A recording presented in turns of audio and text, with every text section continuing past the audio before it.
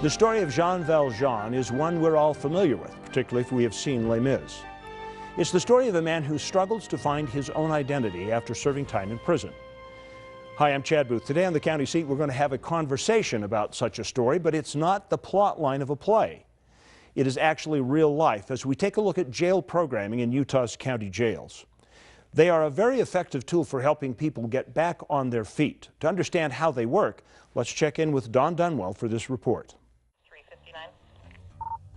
There are basically three reasons we incarcerate people. First, to maintain public safety.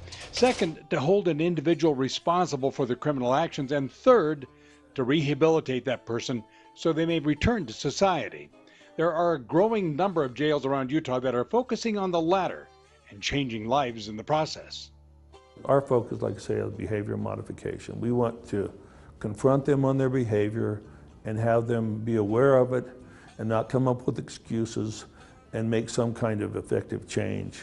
The jail programming is a very effective tool, not only to try to restructure the inmates' behavior, but it's a way to manage some of the places in the jail that are harder to manage, like the dormitory situations. We don't want them to just sit here and do nothing, because they're going to learn all sorts of devious stuff. Programs range from life skills to earning a GED. Today's class is specifically tooled for people who are struggling with addiction. Go through the program. The second one is you're a drug addict. We'll give them tools, and we expect them to use the tools while they're still in prison. That's when they get on the other side or in another jail or whatever. And then we expect them to work the program for 18 months when they're out. That means they can do this program, they can do AA, they can do classes, I don't care, but they'll never kill the drug ego. Once they've got him going, he's going to be there. Don knows this all too well as he has struggled with his own addiction. I haven't had a drink since 1962, and the best I'm going to be is a functional drug addict. I am never going to be cured. I've tried to cure myself 3 or 4 times before this, and then I would think after 6 months, gee, now when I drink, I'll be different. And that's a lie.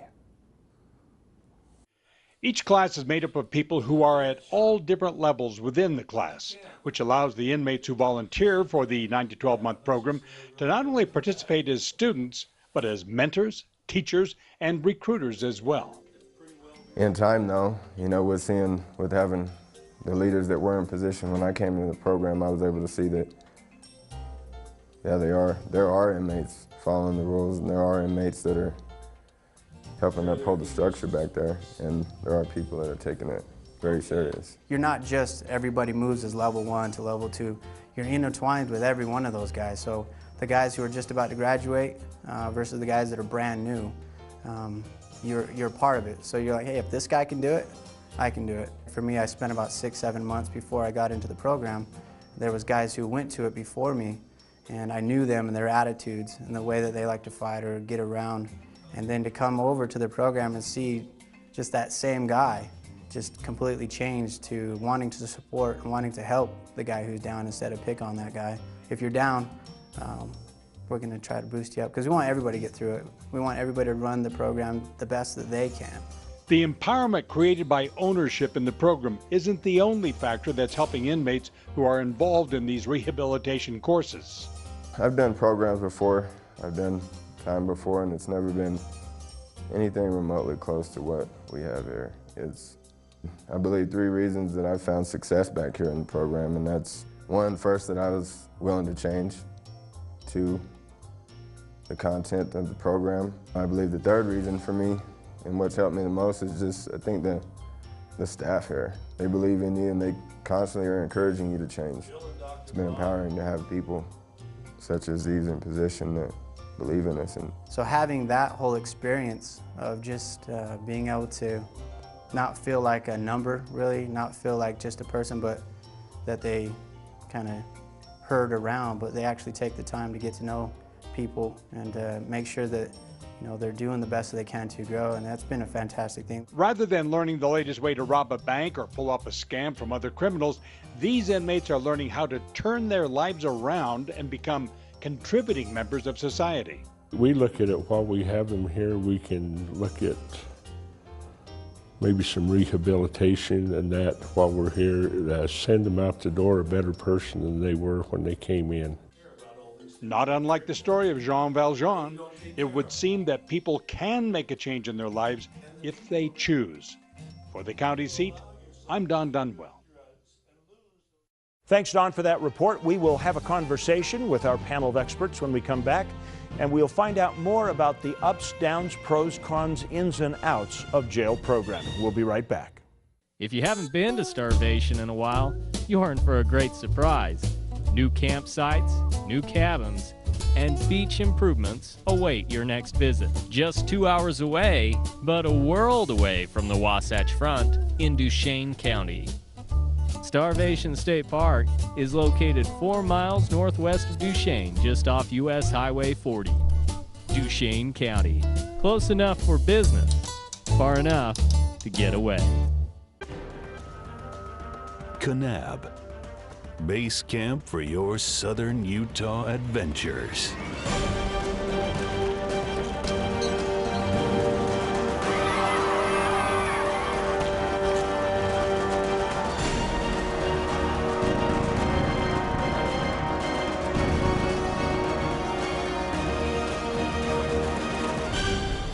You belong in Kanab. Bryce Valley ATV UTV Jamboree here in Panguitch has been a great place to come, a great place to bring your family. We've got probably more trails than any other county in the state to ride on. It's just such a vast variety of scenery to see. We just thought we'd share it with everyone and we can get down here. The town is so welcoming to all of us that come here. It's probably one of the best jamborees I've been to. Rediscover your sense of adventure.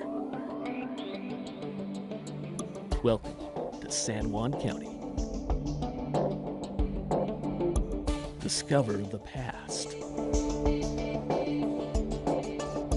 A change of place.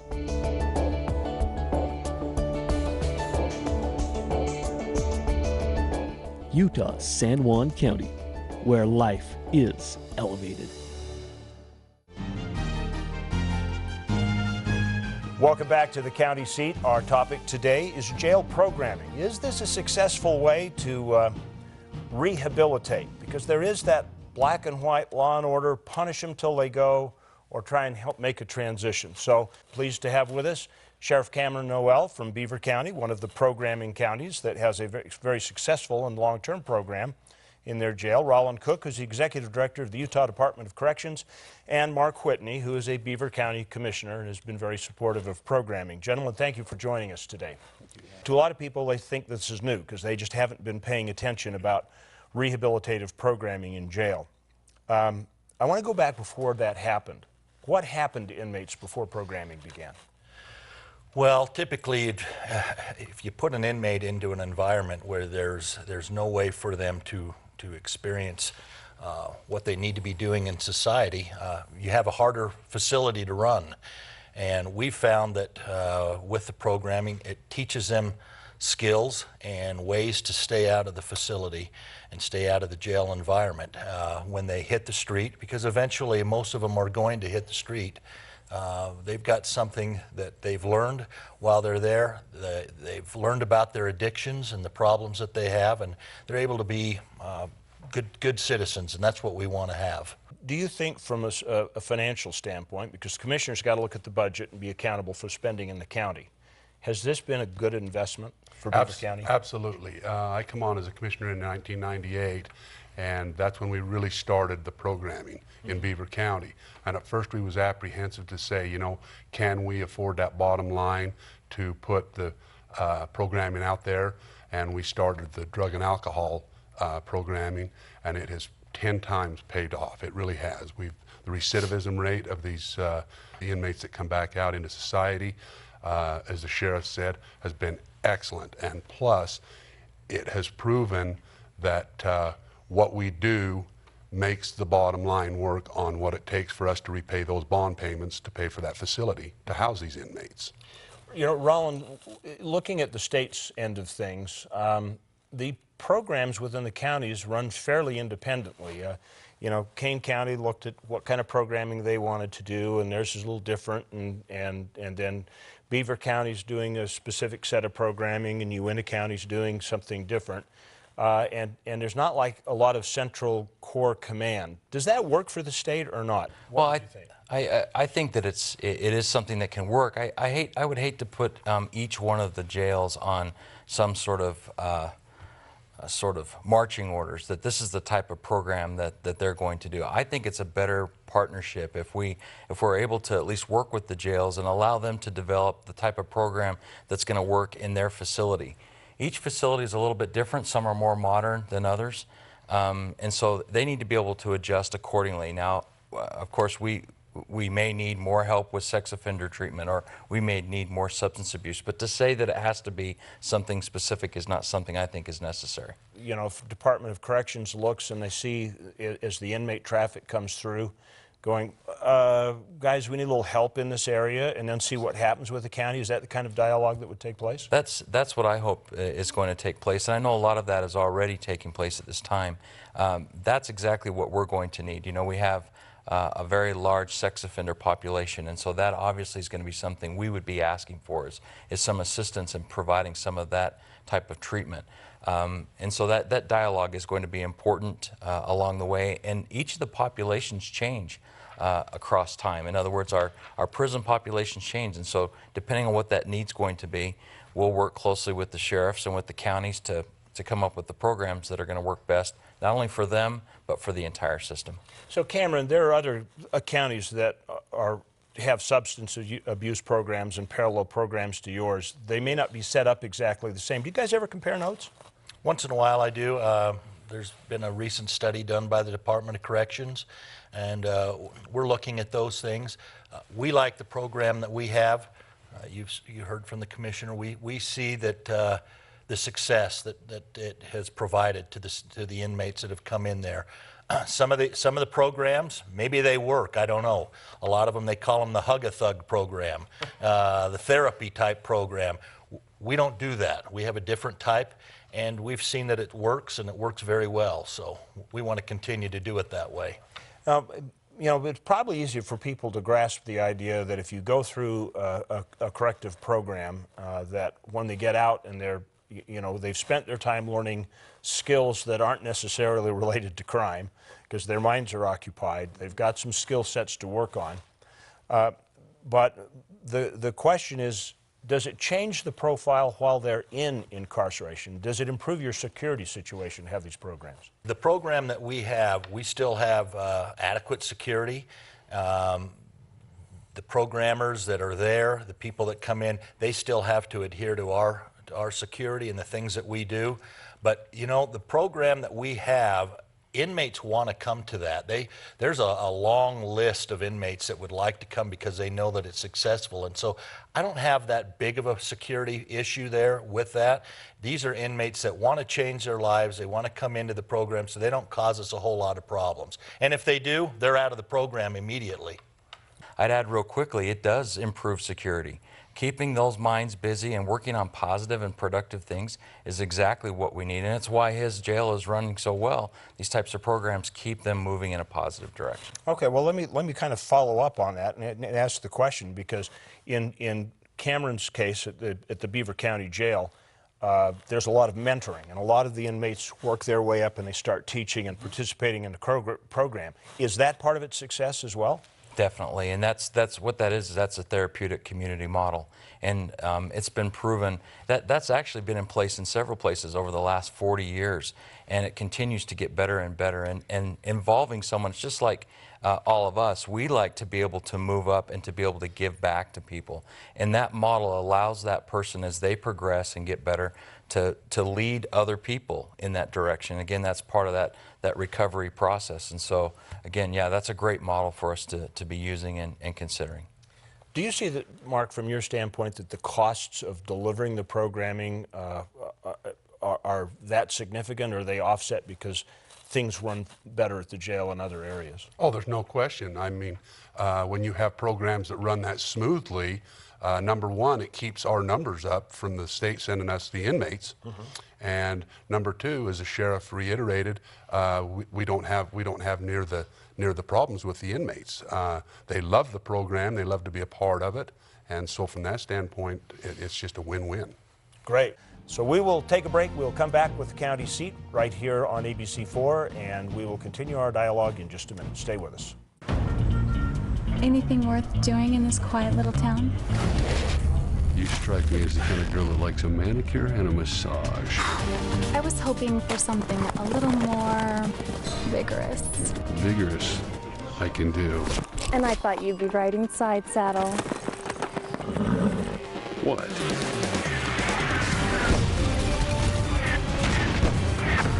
I'm gonna regret this. Carbon County is typically known for its industry and coal production. But did you know Utah's Castle Country has something for everyone?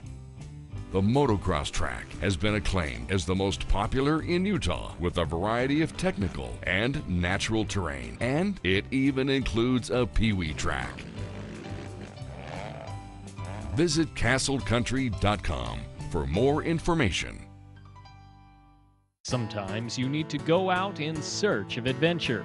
And the place to find it is Marysville, Utah, August 7th through the 10th at the 5th Annual Paiute Trail UTV Jamboree. Come enjoy the adventures of Paiute County, rafting the Sevier River, boating and fishing Otter Creek, or ride horseback through scenery that defines the West, Paiute County, and the UTV Jamboree. Bring your family and discover the magic and beauty of the land where the rainbow ends. Juab County presents the 11th annual Juab County Fair Demolition Derby, August 10th in Nephi. Watch as over 100 drivers from all over the West battle to claim their share of over $30,000 in prize money and be crowned the 2013 champion. Get to Nephi for a great night of entertainment. Tickets are available now at juabcountyfair.com. All seating is reserved. Purchase your tickets now while they're still available. Don't miss all the car-crashing action, August 10th in Nephi. Remember, at the Juab County Fair Demolition Derby, we don't restore them, we destroy them!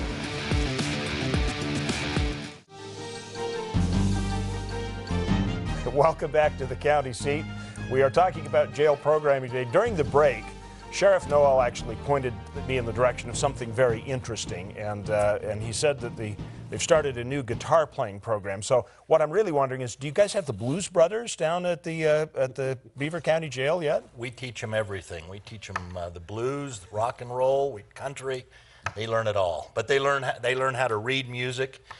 Something they've never had before, and it's another program they're standing in line for. Okay, now I got to put myself in the mind of the skeptical viewer who watches this program. Okay, and so that skeptical viewer is going to say, okay, so we're spending money in corrections, in contracting to teach people to play the guitar, but it's not going to get them off the street. It's not going to help them find a job. And so how do you answer that? You know, I would disagree with that, because when you change an inmate's mind and put positive actions in their mindset, it does change them. It makes them feel good about themselves, and we've seen this with the different programming we do. You need to make that inmate feel like a person and not just someone who is negative in society. Do you see that from corrections? I do. We have a similar program. It's all about, you know, there's many things that we take for granted that we learned growing up or had the opportunity to do as kids. You know, many of us had opportunities to learn to play the piano or work playing the band. Many of these people, it's not a feel sorry for you thing.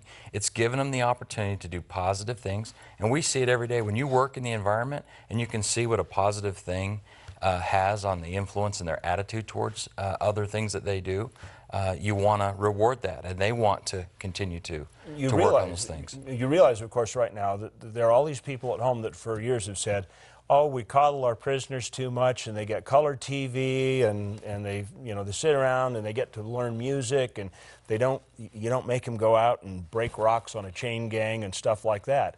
And some of these people are very serious about that, and this is going completely contrary to that. I do have a work program. I have a music program. I have an education program. where we teach them reading, writing, and arithmetic, things that 22, 23-year-old men don't have have never been able to read or write, and we've been able to do that, get them a high school diploma. Plus, we have drug and alcohol there.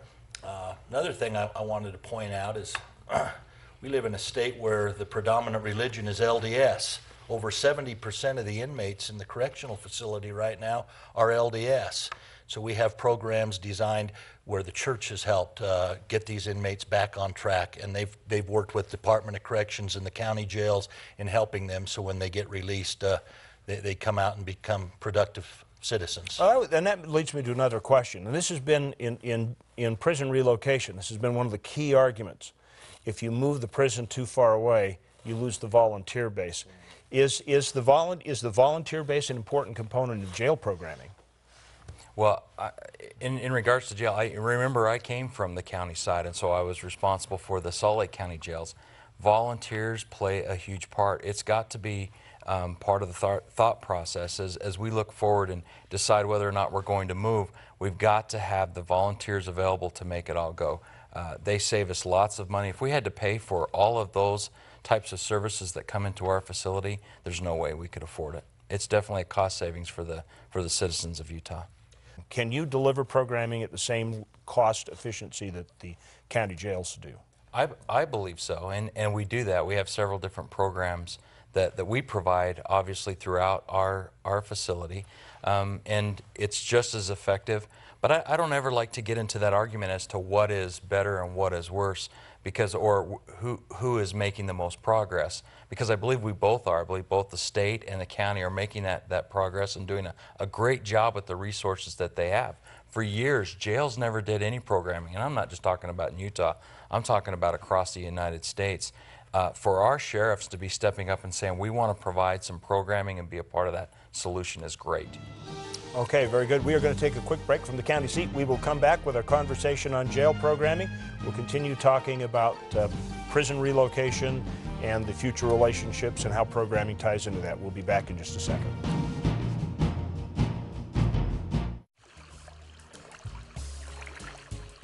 August 22nd through the 25th in Lake Town, Utah is the Bear Lake Mountain Man Rendezvous. Come see, hear, smell, and taste the fun and adventure of an authentic mountain man meetup. Traders offering crafts and authentic period trade goods, as well as craftsmen demonstrating their skill. All this and more at the actual location where mountain men gather to exchange furs for supplies and prove their abilities through competition. The Bear Lake Mountain Man Rendezvous. Find out more at bearlakerendezvous.com.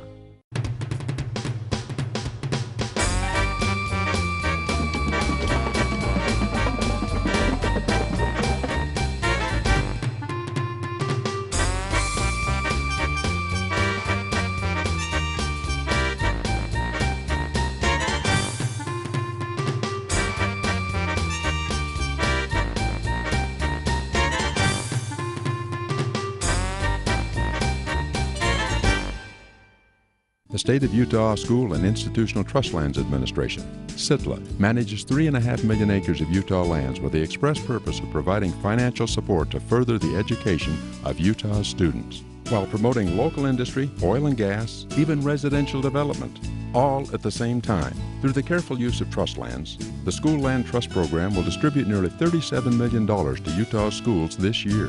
The State of Utah School and Institutional Trust Lands Administration, building the state's permanent school fund. You go through the day-to-day repeating what you did yesterday. Don't you wish you could access that piece of your life that's missing? Find the beauty, serenity, family fun, or anything else that's missing from your life in the Cedar City, Bryan Head area. Gain access to your adventure, whether it's camping, hiking, the arts, festivals, or just a getaway. Visit ScenicSouthernUtah.com for details on all the adventures that you can access in scenic Southern Utah.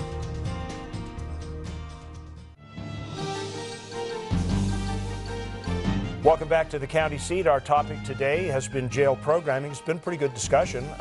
We've thrown a few little cherry bombs out there to get some real dialogue going. And please don't mistake an advocacy one way or the other when I talk about people languishing in jail, because it's just I'm trying to convey thoughts for the viewers at home.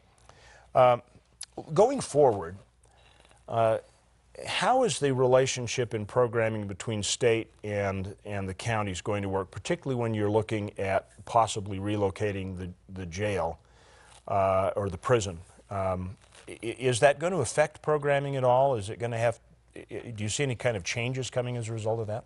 Well, I think that for us to say that there wouldn't be would be crazy, because it's important for us to understand the magnitude of a prison move. However, I think it's going to be in a positive way. I believe that it's important for us to keep the counties and the county jails involved in this process. And I think it goes back to what we talked about previously. We need to have the dialogue going on about what sort of programming we do need and what sort of programming can be provided by a jail and what jail wants to provide that specific type of program. And we should always be looking for evidence-based practices and things that we can improve upon. But again, that dialogue's got to occur, and we've got to continue to have the great relationship that we do have. Do you see a day in the future when all county jails that are doing contracting will be providing programming? I think it's necessary. I think that that's where we're heading right now. There's a bill that went into effect, 3 years ago, and the counties know that that's what we need to do. That's what the legislators expect of us and from the Department of Corrections. They want to get these inmates rehabilitated and back on the street and be productive citizens. And we know that that's what our citizens want. So that's the direction we're heading, and I think all county jails are going to head in that direction, if they haven't already. I would completely agree. I think the thing I want to add there is that there's tons of evidence out there that simply incarcerating people doesn't reduce recidivism, and all of our sheriffs know that, and all the people that are working in the jail know that. You're going to see more and more programming going on in one form or another as we move forward. I spent a lot of time at the legislature through the session, talking about our program and how important it is for jail contracting. And as I talk to other commissioners, I've got them on board, letting them know that it is an important component if they want to have their numbers up. And I want to reiterate to those skeptics that are out there on any kind of jail contracting with counties and the programming, as I said once before, it does. We thank goodness some of us have all had a second chance in life. We feel like this is these inmates' chance to get a second turn in life. And whatever it takes to make them a good citizen when we turn them back into the society, that's what we want to do. Excellent. Gentlemen, thanks for joining us today. We're out of time for the county seat. We invite you to watch this program again. Tell your friends about it. You can find us 24/7, 365 days a year on thecountyseat.tv. Look for the season and episode. And we would welcome your comments on Facebook. You can link to our Facebook page from there as well. We'll see you next week on The County Seat.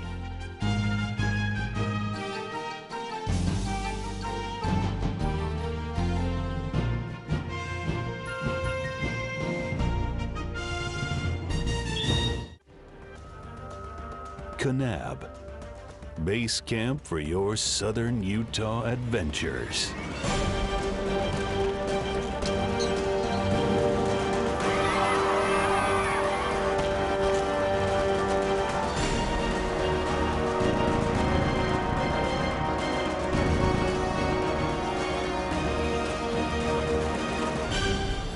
You belong in Kanab.